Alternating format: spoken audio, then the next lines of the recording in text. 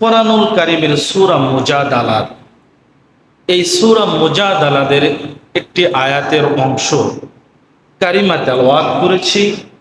সে আয়াতটির অর্থ হচ্ছে এরকম: তোমাদের মধ্যে যারা ঈমান এনেছে এবং যাদেরকে আল্লাহ তাআলা জ্ঞান দান করেছেন, রব্বুল আলামিন তাকে উন্নত জ্ঞান, উন্নত খাদ্য, সমৃদ্ধ, শক্তিশালী, সুন্দরভাবে চলার তৌফিক দিবেন।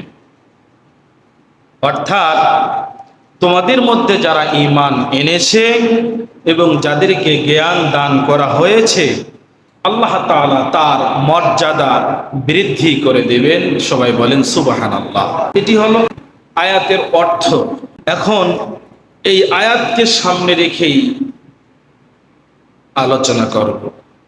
আয়াতের মধ্য থেকে একটু ভাবেন, এবার ভাবেন, ইয়ারফাইল্লাহ আল্লাহ, ইয়ারফাইল্লাহুল্লাযীনা আমানু, যারা ঈমান এনেছে, ইয়ারফাইল্লাহ আল্লাহর প্রতি, আমানু ঈমান এনেছে এবং ঈমান আনার পরে পরে ওয়াল্লাযীনা উতুল ইলম, ইলম অর্জন করেছে, জ্ঞান অর্জন করেছে। ইলমা দারাজাত, দারাজাত শব্দের অর্থ হলো উন্নত, বৃদ্ধি করে দেবে, মর্যাদা বৃদ্ধি করে দেবে। তাহলে এই আয়াতখানা থেকে পাওয়া যায়, যারা ঈমান আনবে, ঈমান আনার পরে ইলম অর্জন করবে, জ্ঞান অর্জন করবে, আল্লাহ রব্বুল আলামিন তার মর্যাদা বৃদ্ধি করে দিবেন। বলেন সুবহানাল্লাহ। এখন আসেন, আমরা কোথায় কোথায় বলি হুজুরটা দেশ খাইলো, হুজুররাই দেশ খাইলো, এরকম কথা বলি না? কোথায় কোথায় এমন কথা বলি যা হচ্ছে হুজুরদের কারণেই হচ্ছে। কোথায় কোথায় বলি সব দোষ এই হুজুররা।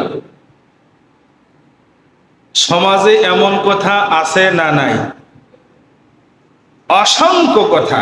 এই কথাগুলো সব, মানে যত দোষ নন্দ ঘোষ, সব দোষ হুজুরের দোষ। তা আমি তার উল্টাটা বলি, যত দোষ নন্দ ঘোষ, সত্য কথা বললেই দোষ, ঠিক না?